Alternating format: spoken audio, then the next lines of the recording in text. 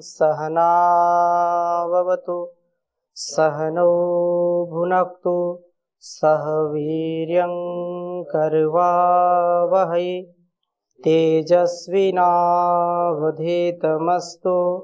मा विद्विषावहै। ओम शांति शांति शांति। गीता सार की इस कक्षा में आप सभी का हार्दिक स्वागत है। निरंतरता के साथ हम श्रीमद् भगवद गीता का स्वाध्याय कर रहे हैं और आज हम दूसरे इस क्रम में छठे अध्याय के जो अभी तक हमने 37 श्लोक पढ़ चुके थे, आज हम आगे बढ़ेंगे और निसंदेह जब भगवान अर्जुन को समझा रहे हैं, अर्जुन भी बिल्कुल ऐसी स्थिति में है कि चंचलम ही मनः कृष्णा प्रमाथि बलवद दृढ़म, इतना चंचलता से युक्त ये मन है कि आप जो बातें समझा रहे हैं मुझको समझ में नहीं आ रही। ये बिल्कुल जैसे वायु को कंट्रोल में करना, नियंत्रण में करना, this is very difficult work, बहुत कठिन काम है। तो ये मन को भी रोकना बहुत कठिन काम है क्योंकि मन बहुत चंचल है, मन उल्लू का पट्टा है। कैसे इसको कंट्रोल में करें, ये सबकी समस्या है। मन को कैसे नियंत्रण में रखें? तो भगवान ने कहा कि बिल्कुल बात सही कर रहे हैं, लेकिन उसको अभ्यास और वैराग्य से, अभ्यास वैराग्याभ्याम तन्निरोधः, अभ्यास वैराग्येण च गृह्यते, अभ्यासेन तो कौन्तेय वैराग्येण च गृह्यते, ऐसी उन्होंने बात कही। और फिर अर्जुन फिर प्रश्न कर रहा है कि हे भगवान, श्रद्धा से युक्त होते हुए भी प्रकृति स्वभाव के विपरीत प्रवाह के कारण पूर्ण संयम रखने वाला जो अयति ही योग से पृथक हुए मन वाला व्यक्ति योग सिद्धि न पा करके ये इधर उधर भटक जाता है, तो कैसे ये कार्य चलेगा? कहा कि कच्चिन्नो भय विभ्रष्टश्छिन्ना भ्रमिव नश्यति अप्रतिष्ठो महाबाहो विमूढ़ो ब्रह्मणः पथि।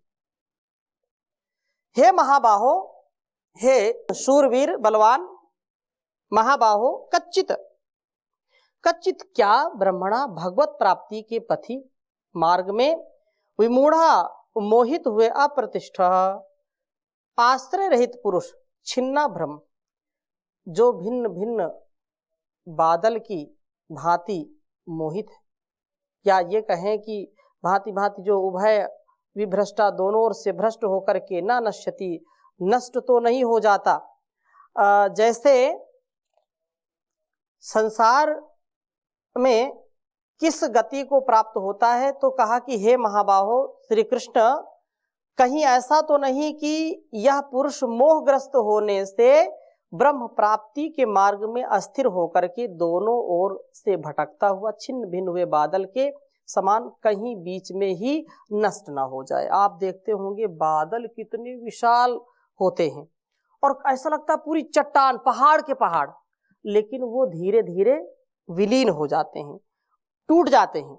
अभी कुछ आकृति में है, थोड़ी देर कुछ आकृति में, और फिर धीरे धीरे कटते कटते कटते चले जाते। वो जो पहाड़ जैसा पूरा बादल दिखाई पड़ रहा था, पूरी चट्टान जैसा बादल था, वो थोड़ी देर में विलीन हो जाता है, भ्रष्ट हो जाता है। होता है कि नहीं होता? तो ऐसे ही कहा कि ये जो पथभ्रष्ट हो गया है, या ये कहें संसार के मोह में जो फंस गया है, तो इस संसार के मोह में फंसा हुआ व्यक्ति ब्रह्म प्राप्ति के मार्ग में अस्थिर होकर के कहीं विलीन तो नहीं हो जाता, गायब तो नहीं हो जाता, उसका अस्तित्व कहीं अस्तित्वहीन तो नहीं हो जाता।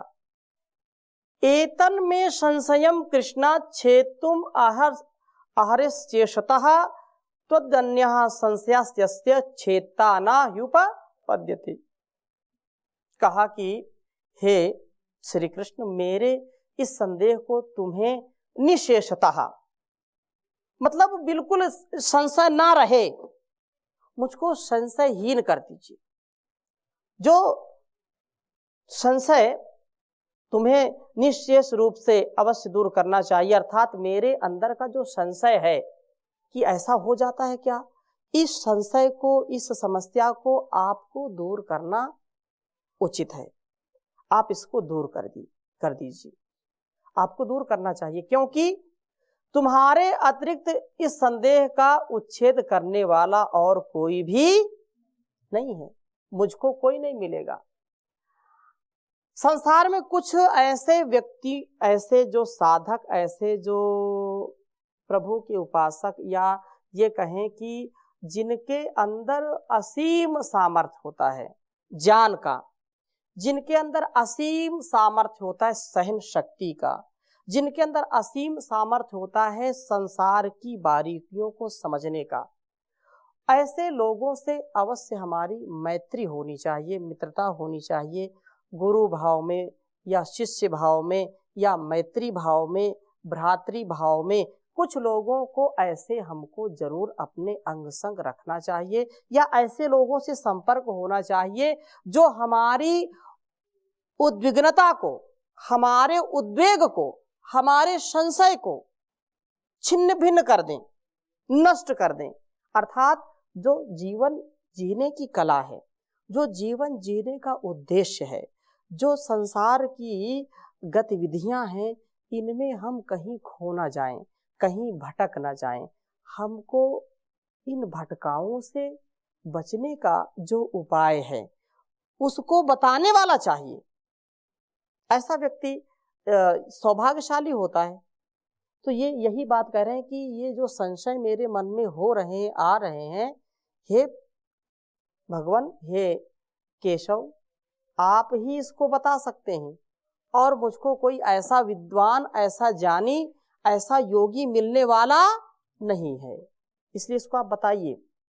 प्रश्न यह है कि प्रयत्न करने पर भी किसी को यदि ध्येय की प्राप्ति न हो सके, स्वभाववश यदि अपने मन पर पूर्ण नियंत्रण में असफल हो जाए, या असफल रहे, उसको सफलता न मिले, विकट संकट में वो भटक जाए, समस्याओं से ग्रसित हो जाए, उसको कोई राह न सूझे, तो सारा किया कराया मिट्टी हो जाता है। सब गुड़ मिट्टी हो गया, मामला भिंडी, ऐसा बोल देते हैं, है सारा जो है खेल खत्म।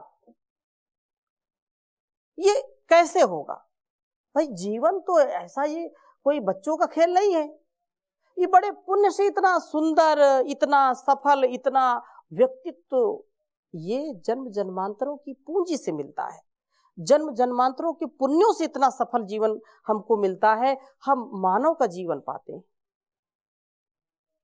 मानुष जन्म अनमोल रे, इसे माटी में ना रोल रे, अब तो मिला है फिर न मिलेगा, कभी नहीं कभी नहीं कभी नहीं।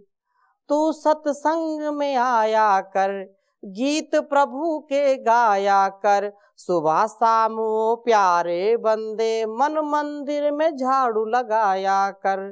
कुछ नहीं लगता मोल रे, इसे माटी में ना रोल रे, अब तो मिला है फिर न मिलेगा, कभी नहीं कभी नहीं कभी नहीं। ये जीवन ऐसा है, ये जीवन ऐसा ही है, और इस जीवन को जिसने समझ लिया है उसने उस प्रभु को पा लिया है। यही बात यहाँ प्रश्न कर रहे हैं कि ऐसा तो नहीं कि मेरा जीवन निरर्थक चला जाए, ऐसा तो नहीं कि मन की मनमानी में मैं, इसकी नादानी में मैं भटक जाऊं और विषयों में अटक जाऊं, कैसे काम चलेगा? तो असफल ना हो मेरा जीवन, ध्येय की प्राप्ति कैसे होगी? पुनर्जन्म लेने पर उसे फिर से प्रारंभ करना होगा। जो प्रयत्न इस जन्म में योग की सिद्धि के लिए किया है, उसका भी कोई लाभ मिलेगा कि नहीं मिलेगा? भगवान ने बड़ी देर सुना, अर्जुन की बातें सब सुनते रहे, और फिर उन्होंने कहा, अर्जुन को उत्तर दिया। क्या कहा? पार्थ नैवेह नामुत्र विनाशस्य तस्य विद्यते, नहीं कल्याण कृत कश्चित दुर्गतिम तात गच्छति। बहुत महत्वपूर्ण श्लोक है, याद करिए। पार्थ नैवेह नामुत्र विनाशस्तस्य विद्यते नहि कल्याणकृत् कश्चित् दुर्गतिं तात गच्छति पार्थ नैवेह नामुत्र विनाशस्तस्य न विद्यते तस्य विद्यते पार्थ नैवेह नामुत्र विनाशस्तस्य विद्यते नहि कल्याणकृत् कश्चित् दुर्गतिं तात गच्छति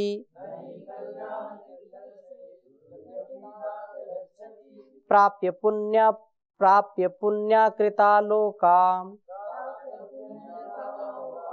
उषित्वा शाश्वतीः समाः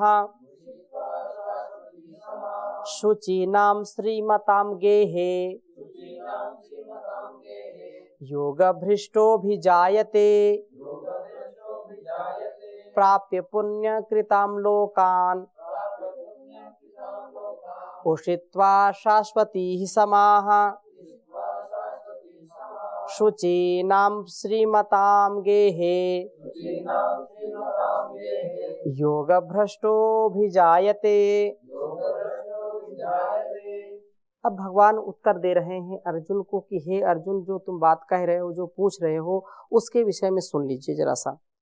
कहा कि जो पार्थ सुनो, इस लोक में और परलोक में जिसने एक बार योग का आचरण करना शुरू कर दिया है, इस मानव जीवन में जिसने योग साधना आरंभ कर दी है, ठीक है ना, उसका आचरण शुरू कर दिया है, ऐसे पुरुष का कभी विनाश नहीं होता है। ऐसा पुरुष कभी विनाश को प्राप्त नहीं होता है। कल्याणकारी कर्म करने वाले का कभी भी विनाश नहीं होगा, कभी उसकी दुर्गति नहीं होगी। जो तुम पूछ रहे हो कि कहीं भटक ना जाए, कहीं जो है सदगति मिलेगी कि नहीं मिलेगी, तो यदि तुम सही मार्ग पर हो, तुम यदि इस योग पथ पर हो, कल्याण के पथ पर हो, तो थोड़ा सा भी किया हुआ उपाय, थोड़ा सा भी किया हुआ सत्संग, थोड़ा सा किया हुआ स्वाध्याय, थोड़ी सी की हुई सेवा हमारे आपात काल में काम आती है, ठीक है ना। थोड़ा सा भी यदि पुण्य किया है तो पता नहीं कब वो काम आ जाए, कब दुर्गति से हमको प्रगति की ओर बढ़ा दे वो। इसलिए ये बिल्कुल मत सोचो, अपने श्रेष्ठ कर्मों को सदा करते रहो। नहीं कल्याणकृत कश्चित् दुर्गतिम तात गच्छति। यदि तुम कल्याणकारी कर्मों में लगे हो तो तुमको दुर्गति नहीं, प्रगति ही मिलेगी। भले ही संसार के लोग कुछ भी कहें, यदि तुम सच्चे अच्छे कर्मों में लगे हो तो उससे सदगति मिलेगी। लोक में लोग कुछ भी कहें, कुछ तो लोग कहेंगे, लोगों का काम है कहना, लेकिन तुम शांत नहीं रहना, तुम चलते रहना चरे वेती ना मरिष्यति माँ भी। तुम डरो मत, मरोगे नहीं, मरना नहीं है, तरना है। कल्याण का मार्ग बहुत विशिष्ट है, इसलिए हे अर्जुन, तुम आत्मत व्यवहार करो, आत्म कल्याण से युक्त होकर के कर्म करो, तुमको जरूर लाभ मिलेगा, जरूर सफलता मिलेगी। और आगे क्या कहा? प्राप्य पुण्य कृता लोकान। कहा कि चाहे स्वर्ग आदि उत्तम लोकों को प्राप्त कर लंबे समय तक स्वर्गीय भोगों को भोगता है और पुण्य क्षीण होने तक वहां निवास करके फिर शुद्ध आचरण वाले श्रीमान श्री संपन्न समृद्ध पुरुषों के घर में जन्म लेता है। हमारा किया हुआ कर्म आज नहीं तो कल फल देने वाला है। यदि अच्छा कर्म किया है, स्वर्ग मिल गया, ठीक है ना। स्वर्ग पाकर के भी फिर अच्छे लोगों के यहाँ जन्म लेगा, क्योंकि उसका अच्छा कर्म रहा है, श्रेष्ठ कर्म रहा है, इसलिए कर्म तो करना ही है। और नहीं, यदि कर्म श्रेष्ठ नहीं तो ऐसे लोगों के यहाँ जन्म लेगा जहां दुख ही है, जहां कष्ट है, जहां समस्याएं हैं, जहां पर नाना प्रकार के दुख झेलने पड़ते हैं। तो जो श्रेष्ठ आचरण वाले होते हैं वो बुद्धिमान, बलवान, धनवान, प्रज्ञावान और सुखी संपन्न घरों में जन्म लेते हैं, जहां संस्कार होते हैं। अब ये नहीं आवश्यक नहीं कि बड़ा तो कोई राजा के यहाँ ही जन्म ले, ऐसे घरों में जहां पर संस्कारों को सबसे ज्यादा महत्व दिया जाता है, उनके घर में जन्म लेता है। ये किसका परिणाम है? ये उसके किए हुए कर्मों का परिणाम है। उसकी जो भावना है, उसकी जो कामना है, उसके अनुसार उसको फल मिला है। इसलिए ऐसा तुम श्रेष्ठ कर्म करो और फल की चिंता मत करो। जो होगा ईश्वर की दृष्टि में अच्छा ही होगा और तुमको सच्चा जीवन मिलेगा। ठीक है। और आगे क्या कहा? अथवा योगिनामेव कुले भवति धीमताम्, अथवा योगिनामेव कुले भवति धीमताम्, एतद्धि दुर्लभतरं लोके जन्म यदीदृशम्,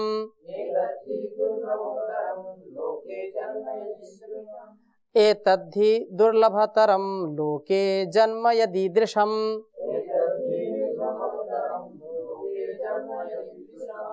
कहा कि हे अर्जुन, उन लोकों में न जाकर के ज्ञानवान योगियों के ही कुल में जन्म लेता है। इस प्रकार का जन्म संसार में निसंदेह अत्यंत दुर्लभ है, अर्थात शुद्ध आचरण वाले श्रीमानों के घर में जन्म लेने से भी दुर्लभ है।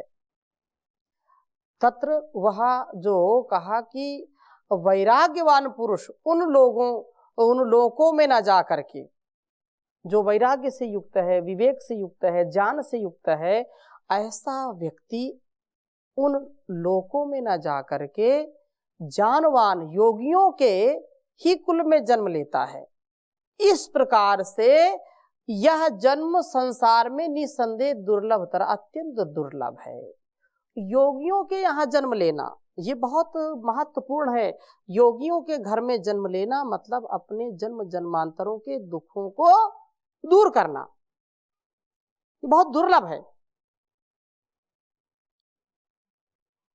बड़े भाग्य मानुष तन पावा, सुर दुर्लभ सब ग्रंथ गावा, सकल पदार्थ है जग माही, कर्महीन नर पावत नाही, कर्म प्रधान विश्व रचि राखा, जो जस करहि सो तस फल चाखा। जैसा जो कर्म करेगा उसको वैसा ही परिणाम भोगना पड़ेगा। ये बिल्कुल टिट फॉर टैट, जैसे को तैसा। जो बीज बोएगा वैसा फल खाएगा।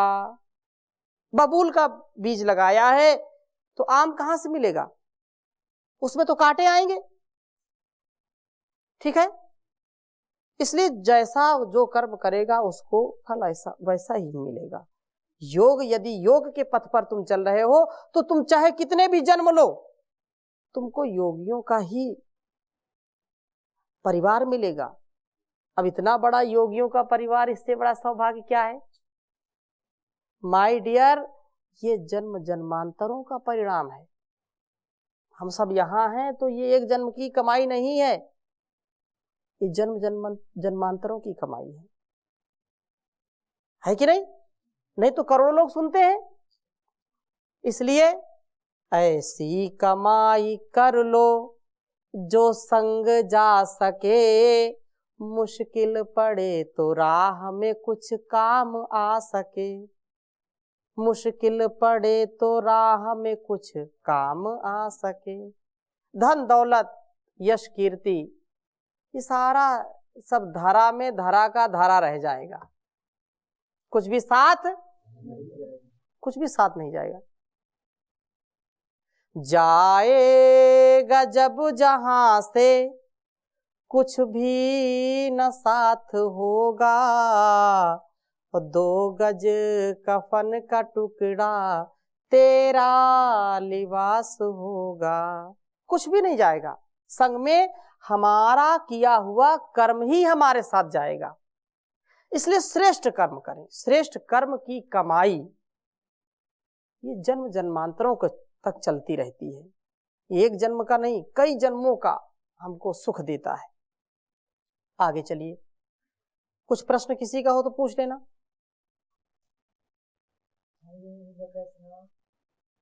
लोकैष्णा, पुत्रैष्णा, वित्तैष्णा। लोकैष्णा ऐसे जैसे पुत्रैष्णा, लोकैष्णा, वित्तैष्णा, इन ऐष्णाएं हैं, इच्छाएं हैं। इन 3 इच्छाओं के कारण ही व्यक्ति बार बार जन्म लेता है, बार बार मरता है। ये मूल कारण है जो आपने प्रश्न पूछा है। वित्तैष्णा मतलब पैसा पैसा पैसा, सब ओर से धन आए धन आए, इसको वित्त कहते हैं। वित्त में चित्त खराब,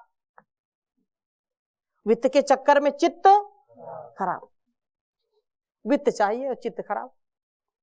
तो वित्तैष्णा, वित्त के पीछे जो पैसे के पीछे पड़ते हैं वो कभी पाप से नहीं डरते। उनको तो पैसा पैसा, चाहे झूठ बोलना पड़े तो पैसा, चाहे किसी की जान लेनी पड़े तो पैसा। पैसे के चक्कर में सब कुछ होता है ना। पैसे के कारण लोग पता नहीं क्या क्या करते हैं, ठीक है ना। महर्षि ने कहीं लिखा है, धर्म टका कर्म टका है, धर्म टका कर्म टका, टका सर्व टका है। यस गृहे टका नास्ति, हा टका टका टक टकायते, ऐसा कुछ है। टका मतलब पैसा, टका होता पहले एक पैसा कौड़ी टका है ना, ये उसके नाम है। रुपया, जैसे अब रुपया चलता है ना, टका चलता था, कौड़ी चलती थी है। धर्म टका कर्म टका सर्वम टका, यस गृहे टका नास्ति, हा टका टक टकायते। ऐसा कि जो है वो पैसा हाय पैसा हाय पैसा हाय पैसा पैसा पैसा पैसा है। सभी पूछते हैं आप कैसे हैं, जब तक आपके पास पैसे। ये पैसा जो, इसको वित्तैष्णा कहते हैं। क्या कहते हैं? और वित्तैष्णा करने जिसके जो है, जो अपने इस धन का जो ज्यादा ही लालची व्यक्ति है, वो लोभा पापस्य कारणम, लोभ है तो पाप करने में वो डरेगा नहीं, लोभ पाप का कारण होता है, तो इससे बार बार जन्म लेना पड़ता है। ये हो गए वित्तैष्णा। फिर पुत्रैष्णा, पुत्र की इच्छा, पुत्र के मोह में पता नहीं लोग क्या क्या करते हैं कि नहीं करते। पुत्रों का मोह, इतने जो है, ये मेरा पुत्र है, पुत्री है, ये मेरा शिष्य है, शिष्या है, इसी में झगड़ा तमाम चलता है, इसी में कितने कितने पता नहीं क्या क्या कांड होते हैं, ठीक है ना। अपने उसका विस्तार करना। और लोकैष्णा, मेरा नेम फेम हो, है, मेरी प्रसिद्धि हो, मेरा वर्चस्व हो, मैं जो बोलूं वही हो, है, मैं सबके दिलों में राज करूं, मेरी कोई भी अवहेलना ना करे। ऐसा जो है लोक में प्रसिद्धि चाहता है, झूठी प्रसिद्धि। तो ऐसा जो बनावटी जीवन है ना, ये कभी जो है सुखदायी नहीं होगा, महत दुखदायी है। क्षणिक सुखदायी है, महत दुखदायी है। क्षणिक सुख है और दुख अपार है। स्पष्ट हो गई बात? आगे चले। आगे कहा है, तत्र तम बुद्धि संयोगम लभते पौर्वदेहिकम,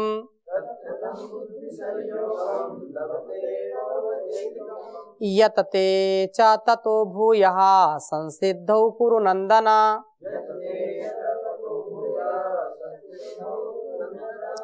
तत्र तं बुद्धि संयोगम लभते पौर्वदेहिकम्।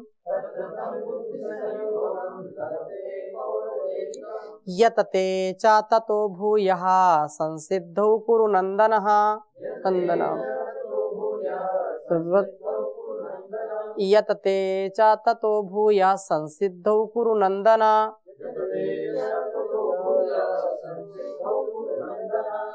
कह रहे हैं कि तत्र तम, वहां उस पौर्वदेहिकम, पहले शरीर में संग्रह किए हुए, बुद्धि संयोगम, बुद्धि के संयोग को अर्थात समबुद्धि रूप योग के संस्कारों को अनायास ही प्राप्त हो जाता है। और कुरुनंदन है, कुरुनंदन, उसके प्रभाव से फिर संसिद्धो परमात्मा की प्राप्ति रूप सिद्धि के लिए वह पहले से भी अधिक प्रयत्न करता है। इस प्रकार प्राप्त हुए जन्म से वह पूर्व जन्म के बुद्धि संस्कारों को पाता है, हे कुरुनंदन। फिर वह उससे और आगे योग सिद्ध के लिए जन्म में प्रयत्न करता है। देखो, बात यह है कि हमारे जीवन में जन्म जन्मांतरों के संस्कार होते हैं, ठीक है ना।